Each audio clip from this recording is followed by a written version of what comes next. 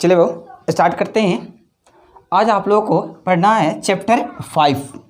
Chapter 5 में first ही पढ़ना है आपको वो दृष्टि दोष क्या है और यह कितने प्रकार के होते हैं। तो यदि आपसे कोई पूछता है कि दृष्टि दोष किसे कहते हैं और यह कितने प्रकार के होते हैं, तो आप स्पष्ट रूप से बता सकते हैं कि यदि किसी कारणवश किसी मनुष्य की आँख की देखने की क्षमता में जो कमी होती है, तो इस प्रकार के उत्पन्न दोष को दृष्टि दोष कहते हैं। देखने की कमी होने का मतलब होता है कि आँख से स्पष्ट रूप से दिखाई नहीं देती है, तो उस प्रकार के उत्पन्न दोष को दृष्टि दोष कहते हैं। अब यहाँ पे बाबू कह सकते हैं कि दृष्टि दोष, कौन सा दृष्टि दोष उस व्यक्ति को या पर्सन को हुआ है, तो आप जानिए ऐसे तो दृष्टि दोष 6 प्रकार के होते हैं, लेकिन आपको यहाँ पे मात्र 4 ही पढ़ना है।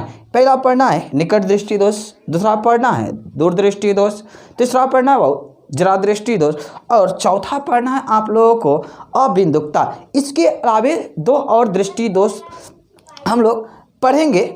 एक होता है मोतियाबिंद और दूसरा होता है कलर ब्लाइंडनेस। तो चलिए सबसे पहले हम लोग देखते हैं कि दृष्टि दोष क्या है। डिप्रेशन देखेंगे, लेकिन यदि किसी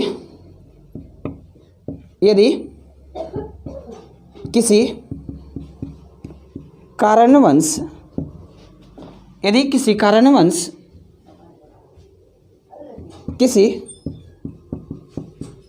किसी मनुष्य की आँख, यदि किसी कारणवश किसी मनुष्य की आँख की देखने की क्षमता में कमी हो जाती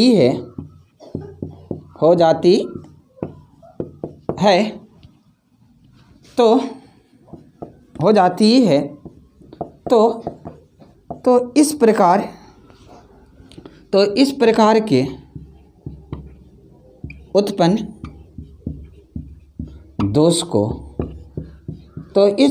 के उत्पन्न दोष को दृष्टि दोष कहते हैं। पैराग्राफ चेंज करेंगे। ये दृष्टि दोष 4 प्रकार के होते हैं। देखें वो यह 4 प्रकार के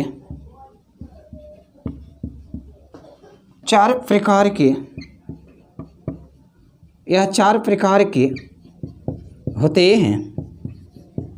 पहला होता है निकट दृष्टि दोष। निकट दृष्टि दोष। दूसरा होता है दूर दृष्टि दोष। तीसरा होता है जरा दृष्टि दोष और चौथा होता है अबिंदुकता।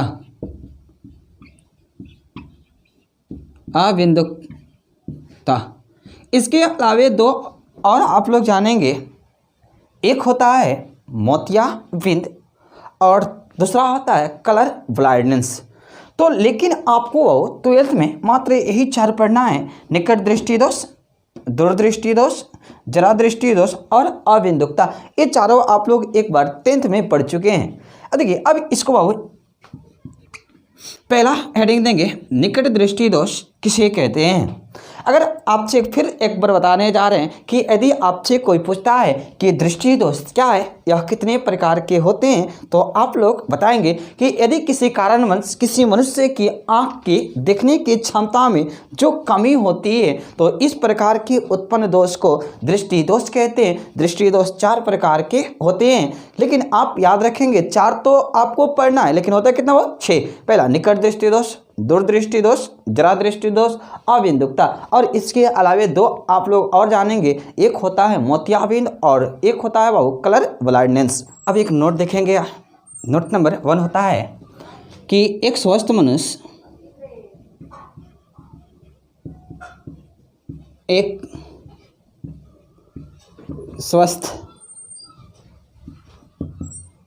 स्वस्थ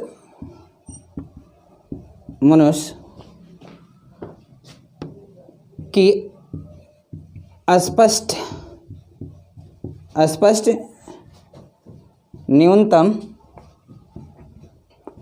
न्यूनतम दूरी 25 सेंटीमीटर होती है। तो कह रहा है कि एक स्वस्थ मनुष्य न्यूनतम 25 सेंटीमीटर की वस्तुओं को स्पष्ट रूप से देख सकता है, जबकि दूरबिंदु जो होती है बाबू वो अनंत होती है। यानी अधिकतम बाबू दूर देखना होगा तो अनंत तक देख सकता है, स्पष्ट न्यूनतम देखना होगा तो 25 सेंटीमीटर तक दूर वाली वस्तुओं को स्पष्ट रूप से देख सकता है। इसके बाद आपको पढ़ना है समंजन क्षमता क्या है, पावर ऑफ एकोमोडेशन। उसके बाद आप लोगों को हम पढ़ाएंगे निकट दृष्टि दोष, दूरदृष्टि दोष, जरा दृष्टि दोष और अबिंदुकता। हेडिंग देंगे लोग। देखिए अब हम लोग जानेंगे समंजन क्षमता, इसी को इंग्लिश बोलते हैं पावर ऑफ एकोमोडेशन। इसे P से डिनोट करते हैं। तो आइए सबसे पहले हम इसका डेफिनेशन जानते हैं कि समंजन क्षमता किसे कहते हैं। देखें नेत्र लेंस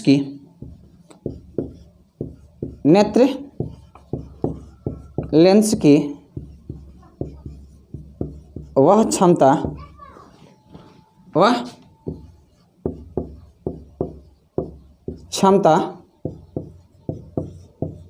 जिसके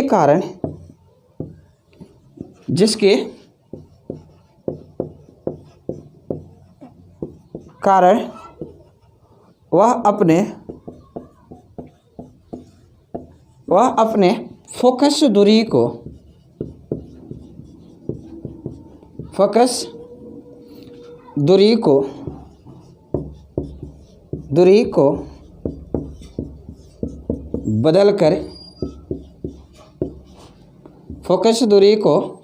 बदलकर किसी भी स्थान पर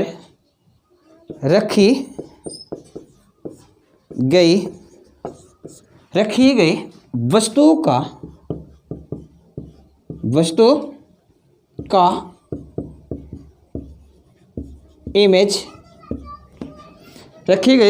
का इमेज हमेशा रेटिना पर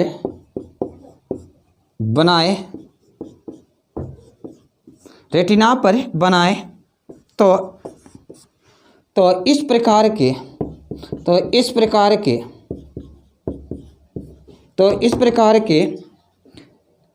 लेंस को नेत्र लेंस को तो बनाए तो इस प्रकार के नेत्र लेंस को समंजन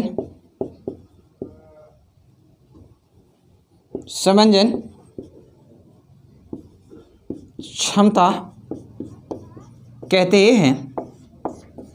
पैराग्राफ चेंज करेंगे, इसे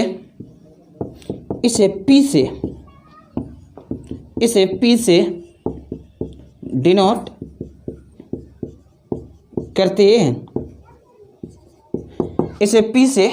करते हैं। एक बार फिर से देखेंगे कि एकोमोडेशन ऑफ पावर या पावर ऑफ एकोमोडेशन किसे कहते हैं। कहता है कि नेत्र लेंस की वह क्षमता जिसके कारण वह अपने फोकस दूरी को बदलकर किसी भी स्थान पर रखी गई वस्तुओं का इमेज हमेशा रेटिना पर बनाए तो इस प्रकार के नेत्र लेंस को ही समंजन क्षमता कहते हैं। इसे P से डिनोट करते हैं, यानी P बराबर आपको एक फॉर्मूला मिलेगा 1/f, जहाँ 1 इन मीटर होगा, यानी ये जो मान होगा किस में होगा तो मीटर में, यानी P बराबर होगा 1/f, जहाँ f क्या है फोकस दूरी है और P क्या है बाबू पावर है, किसका तो पावर ऑफ एकोमोडेशन यानी समंजन क्षमता है। निकट दृष्टि दोष क्या है, दोष का कारण एवं उपाय बताएं। तो आइए हम सबसे पहले आपको बताने जा रहे हैं कि निकट दृष्टि दोष किसे कहते हैं। कहते वो निकट दृष्टि दोष में कि निकट दृष्टि दोष में निकट की वस्तु साफ और स्वच्छ दिखाई देती है, लेकिन दूर की वस्तु साफ और स्वच्छ दिखाई नहीं देती है। तो इस प्रकार के उत्पन्न दोष को निकट दृष्टि दोष कहते हैं। निकट दृष्टि दोष में बहु निकट की वस्तु एकदम क्लियर दिखाई देगी, लेकिन जो दूर वाली वस्तु होगी वो अस्पष्ट रूप से दिखाई नहीं देगी। आइए इसका डिफिनेशन देखते हैं। तो निकट दृष्टि दोष में निकट दृष्टि दोष में निकट की वस्तु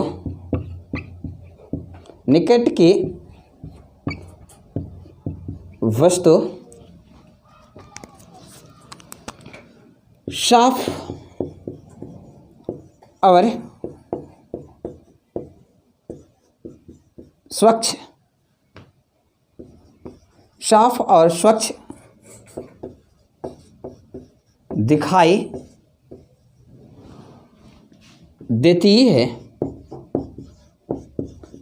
अरे भाऊ निकट दृष्टि दोष में निकट की वस्तु साफ और स्वच्छ दिखाई देती है, लेकिन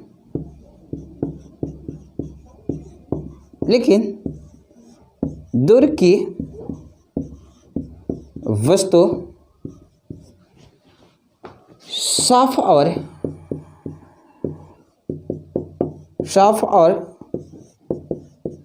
स्वच्छ दिखाई नहीं देती है,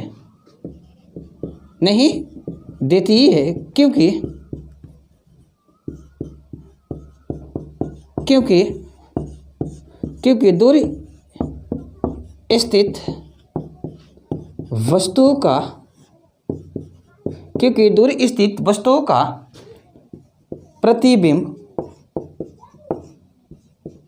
रेटिना पर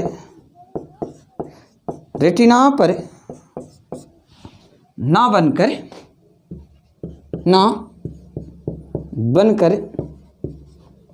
रेटिना के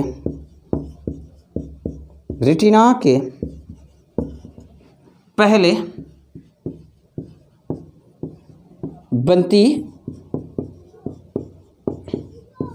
बनती है। रेटिना पर ना बनकर रेटिना के पहले बनती है। तो इस प्रकार के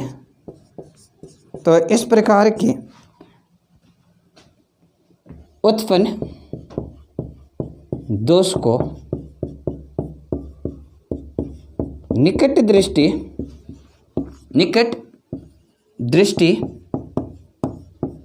दोष कहते हैं। निकट दृष्टि दोष कहते हैं। आइए एक बार फिर हम लोग जानेंगे कि निकट दृष्टि दोष क्या है। अरे देखो निकट दृष्टि दोष में निकट की वस्तु साफ और स्वच्छ दिखाई देती है, लेकिन दूर की वस्तु साफ और स्वच्छ दिखाई नहीं देती है, क्योंकि दूर स्थित वस्तुओं का प्रतिबिंब रेटिना पर ना बनकर रेटिना के पहले बन जाती है। तो इस प्रकार के उत्पन्न दोष को निकट दृष्टि दोष कहते हैं। अब हम लोग निकट दृष्टि दोष का कारण जानेंगे कि इस दोष का कारण क्या है कि बाबू ये पहले बन जाती है। तो आइए कारण इसका दो होते हैं, पैराग्राफ चेंज करेंगे।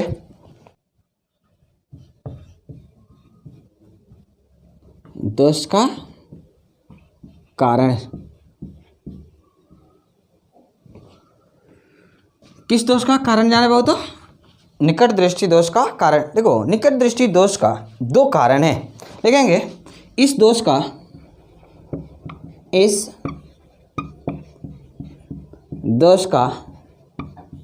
दो कारण है।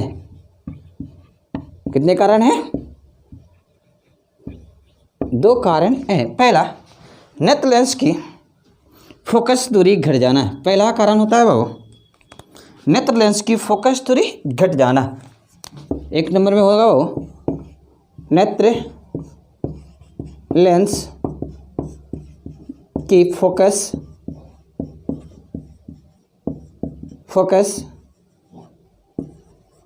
दूरी घट जाना।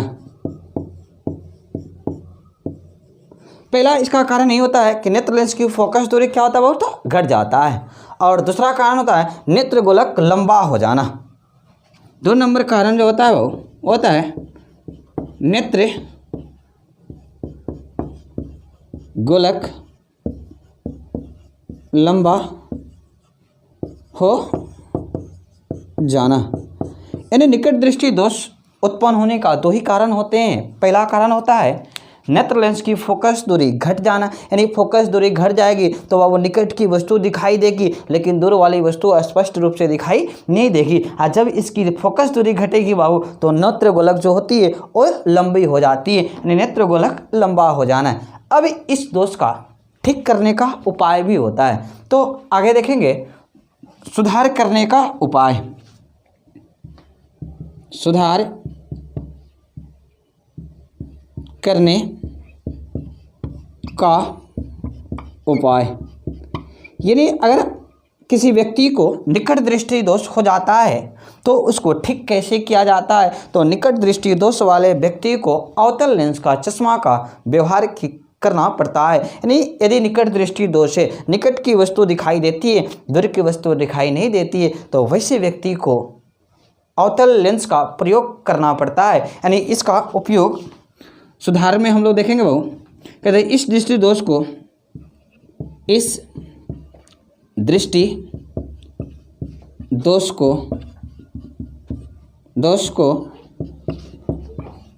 दूर करने के लिए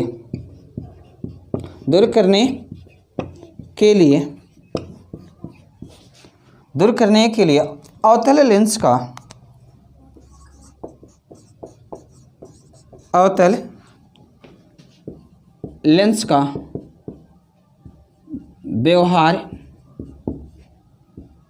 व्यवहार किया जाता है। अवतल लेंस का व्यवहार किया जाता है जो अब इसका क्यों किया जाता है, जो अनंत पर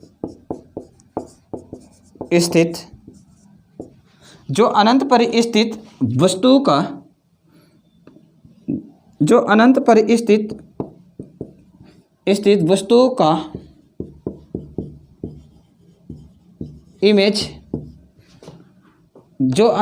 वस्तु का इमेज ग्रसित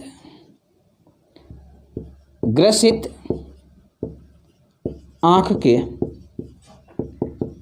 फार पॉइंट पर बना दे, जो फार पॉइंट पर बना दे, जिससे ग्रसित आँख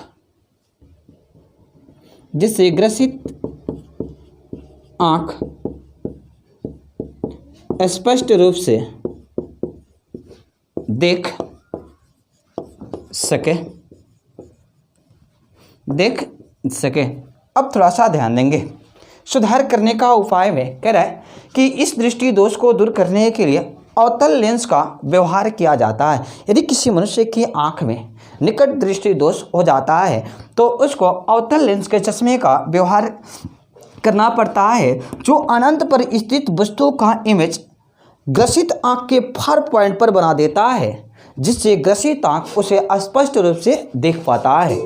अब इसका फिगर देखेंगे।